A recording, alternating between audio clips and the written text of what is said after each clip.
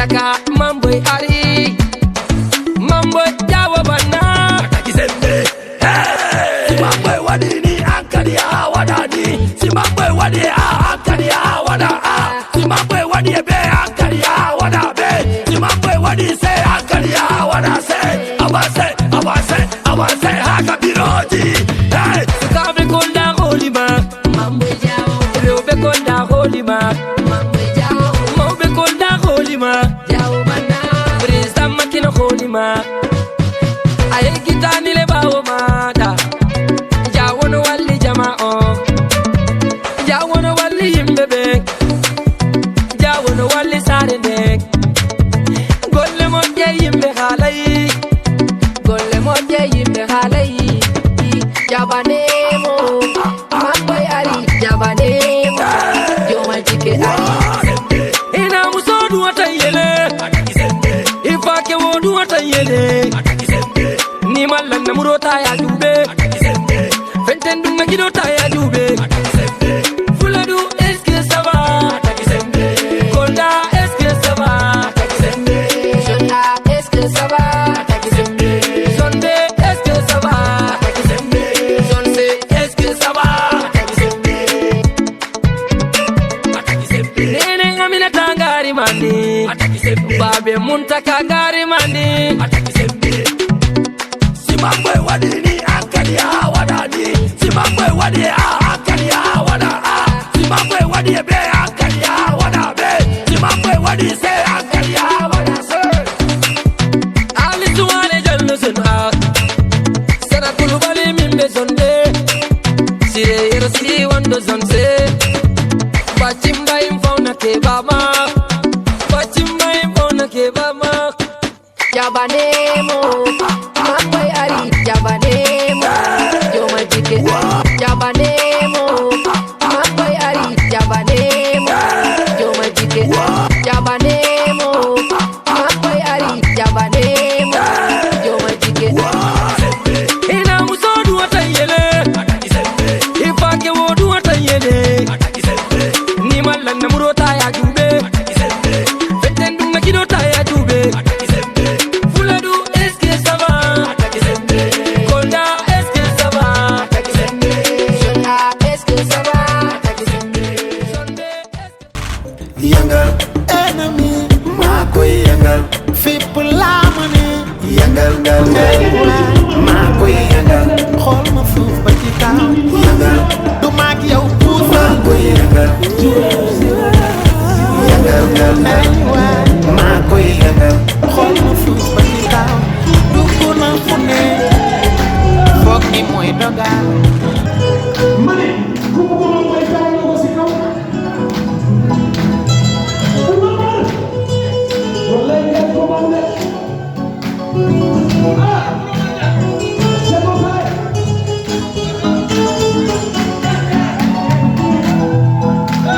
Nous sommes nous manso. Nous voyons la bataille.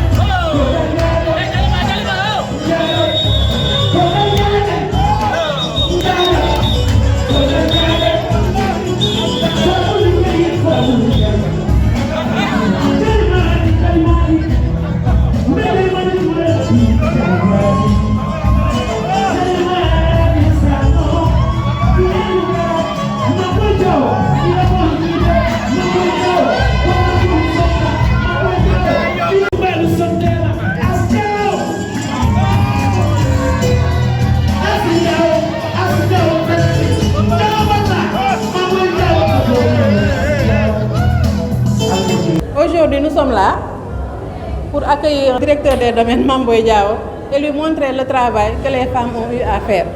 En fait, nous avons suivi une formation. Les femmes ont été formées en transformation de céréales locales. Les 2 cohortes ont été formées en pâtisserie. Donc vous savez qu'à Kolda, je n'ai pas vu de brioche dorée ici.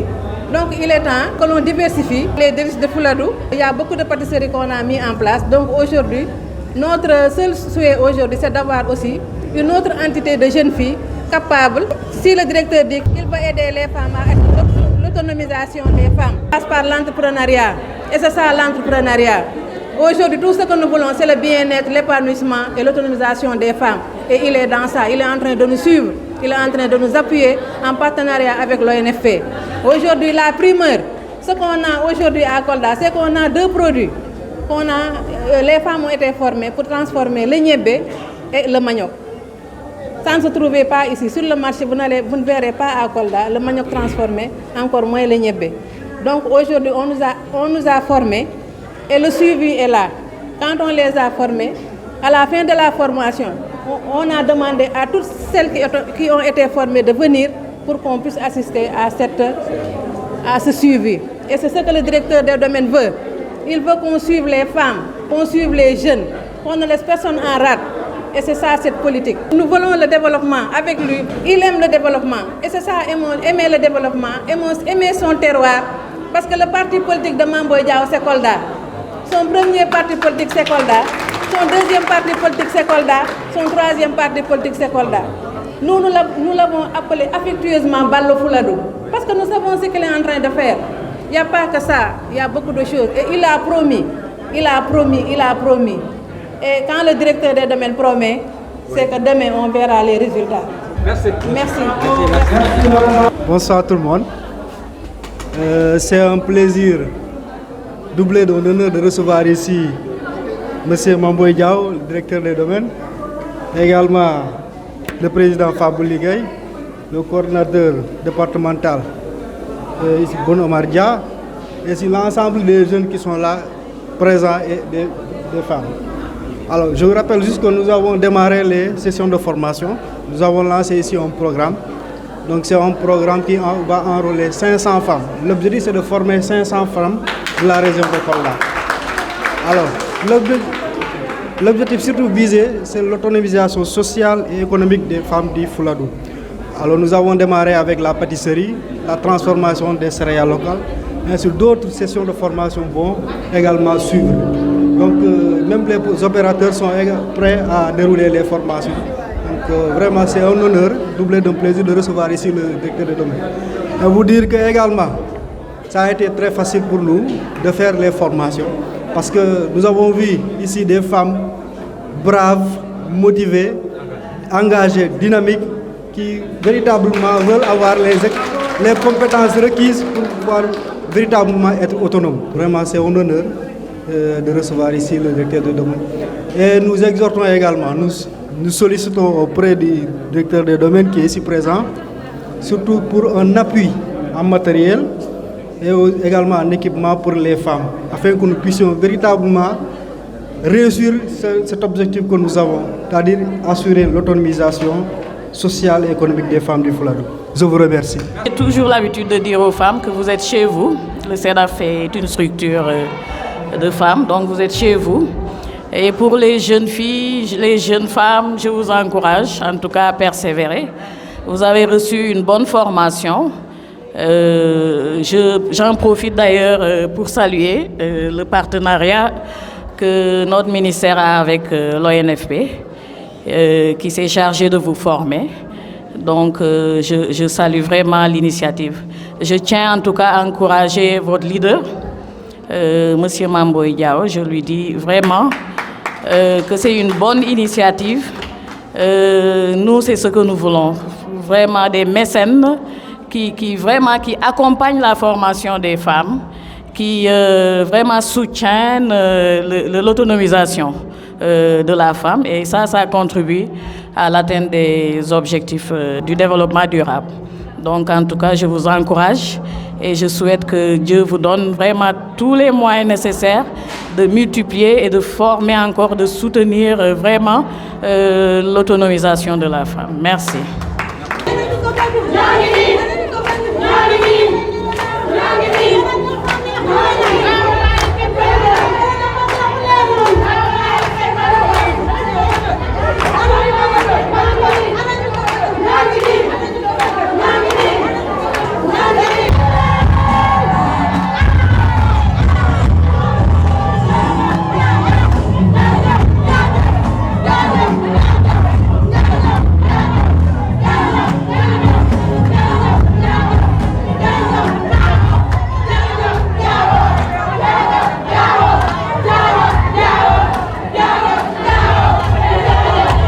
gannaaw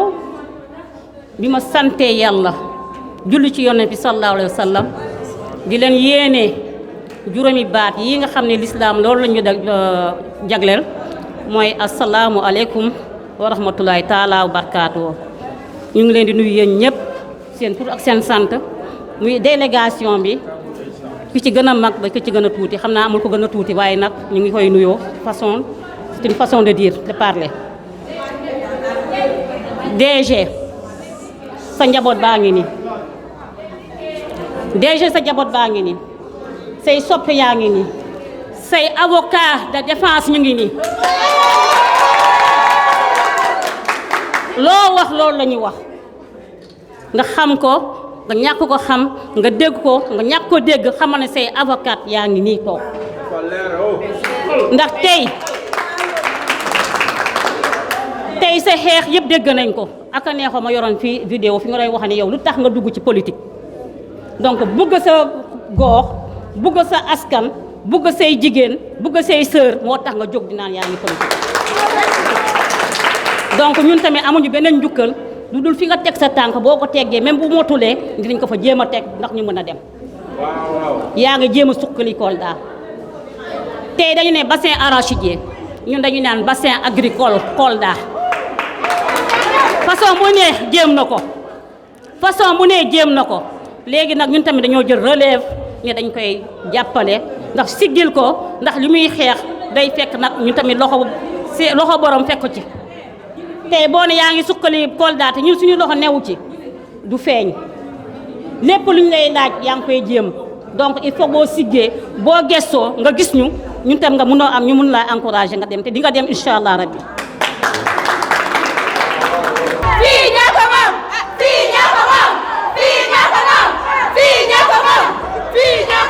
ñu ngi nii ñun jeune fille la on est au nombre de 40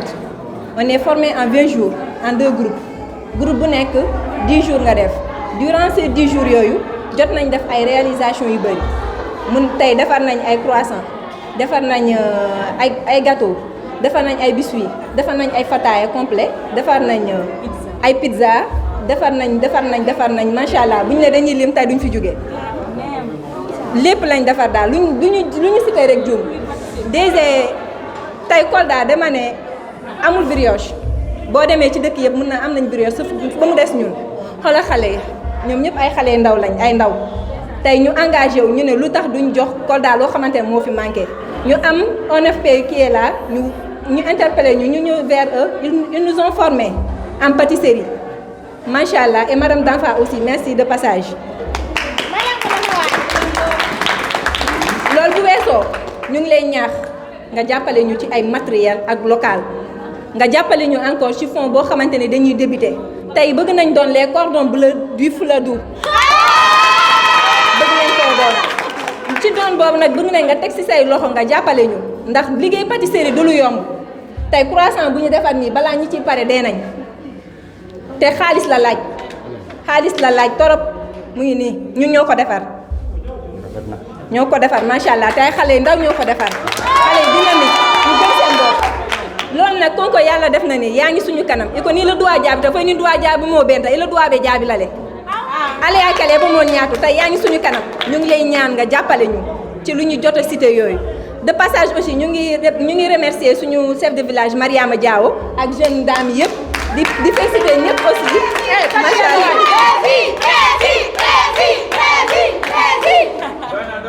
voilà loolu moo nekkoon suñu problème bëggoon nga jàppale ñu sincèrement et merci les jeunes filles merci les ordres. dama bëggoon nuyu sama benn xarit Baba Tempo borom Trace Art parce que Baba Tempo moo ma njëkk a tuddee doom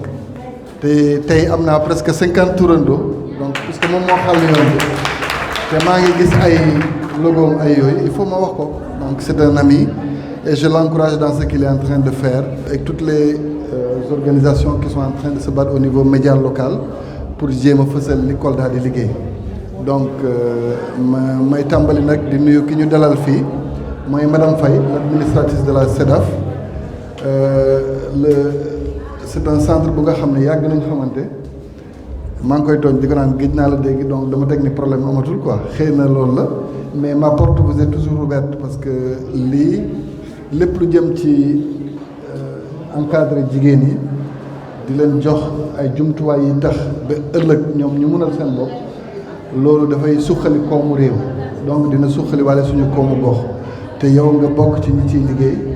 te ma ràññee la ci bu baax maa ngi lay nuyu di kontaan tamit ci sa disponibilité ci processus bi nga xam ne ñu ngi koy lancé nga leen di gunge tout le temps may nuyu tamit directeur général ONFP bu nga xam ne suma xaritu bopp la may monsieur Soumaré bi nekk Dakar bi nga xam ne nag moom Kolda dafa nekk benn région bu particulière pour moom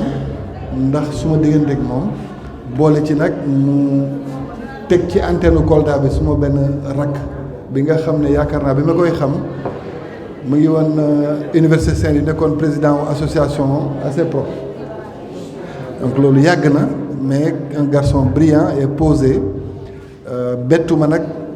ma gis ko tey mu nekk à un niveau d'implication bii tax ba ñun ñu am yaakaar ci li ñuy liggéey donc Salif dama ko mosoon woo xaw a mer ne ko mais Salif man mënuma comprendre yaa ngi dem Ziguinchor di former ji yaa ngi dem Sédhiou di former te yow sa yaa ngi Kolda fii te gisuma woon nga defoon ci jigéenu Kolda yi yaakaar naa ne nag lii mooy jéego bu njëkk bi nga xam ne dina ko rectifier man li ma mën wax ci cadre boobu mooy dëgg-dëgg nag ça ne sert à rien parce que boo xoolee tam boo doon évaluer politique publique ci wàllu encadrement jigéen financement bëri na formation bëri na mais du am presque benn njëriñ ndax koo formé wul pour mu liggéey koo formé wul pour mu téye alal gi mu xam nu ngi koy doxalee pour ëllëg day commencer rek après fàttewaat activité boobu koo jàngal tamit métier te joxoo ko ay matuwaay pour mu liggéey amul benn njëriñ mooy comme li ñu gis fii tey il y a tout le talent toute l'expertise mais maintenant si on n'accompagne pas derrière ça ne sert à rien du tout on fera que de la politique te ça ne sert à rien du tout donc may nuyu tamit suma jigéen yi ami dégg naa sa wax yow ma lay jaale waale suñu waajur bi fi génn mais tey laa la mës a gis ngay fecc fu ma la mës a gis yaa ngi yor kurus yor kaala xam naa ne da ngaa bëgg ci li ñu def nii mais bettuma ci yow parce que ce niveau d'engagement du politique rek jëmale Kolda kanam la te ñun loolu lañ soxla man soxlawuma leneen man li jëmale Kolda kanam laa soxla moom laa ñaaxee suma jigéen yi may liggéeyal ñoom ñëpp toutes les responsables bu ma ci tuddee kenn tudd naa la ñëpp madame Danfa donc vraiment cette implication là c'est cette approche là qu'on veut pour les femmes di remercier nag toute l'équipe politique ci seen disponibilité di gunge jigéen yi Fabouli Bounoumar et tous les autres parce que ñun man de damay wax sama wàllu bopp bu may natt sama bopp ci wàllu politique Kolda sama premier doole maa ngi koy wax Amissar keroog man jigéen yi la waaw parce que xam naa seen engagement xam naa seen loyauté kenn du leen jënd ay gor lañ te bi ñu commencé ànd ba léegi yokk rek laa ci gisuma kenn ku ci wàññeeku donc sant yàlla donc lépp lu ñu mun def rek pour gunge leen dama ciy d'accord donc vous faites de ces femmes-là vos partenaires privilégiés et quand vous le ferez on aura toujours les résultats qu'on veut en matière de développement mais aussi en matière d'engagement politique dëgg nag wax bi ci sama wàllu bopp man bëgguma di ci xuus lu bëri waaye les processus il faut qu'ils aillent à bout maintenant on a créé une chaîne de financement avec les femmes laal nañ presque une cible de presque 2000 femmes parce que financé nañ lu mot 1700 femmes du dëgg mais il faut avoir une approche novatrice parce que mun naa pour ñii ma def ko mais je peux pas le faire pour 500 personnes du ma leen wax li nga xam ne mënu ma ko def mun naa gunge ñii ma utal leen matériel mais maintenant dès que vous avez une autre cohorte, une autre promotion, tout de suite vous les rendez éligibles ci suñu ay institutions de crédit. bu boobaa ñoom dès que ñu pare rek xam nañ li ñu soxla ci matériel ñu leb xaalis bi ñuy leb foofu ñu jëndee ko matériel commencé liggéey parce que tamit nit buy liggéey bu ci dugalul loxoom tamit du am benn njëriñ. c'est toujours bien que ñu xam ne am na li nga xam ne defal nañ leen ko c'est vrai am na li nga xam ne man maa koy dugal ci sama wàllu bopp mooy lépp luy garantie ak lépp luy apport mais li ci des ñoom ñoo ko war a defal seen bopp. Il faut qu'on se dise la vérité, je ne peux pas financer pour 500 femmes tout ce qu'il faut comme matériel pour ñu dem parce que awma alal googu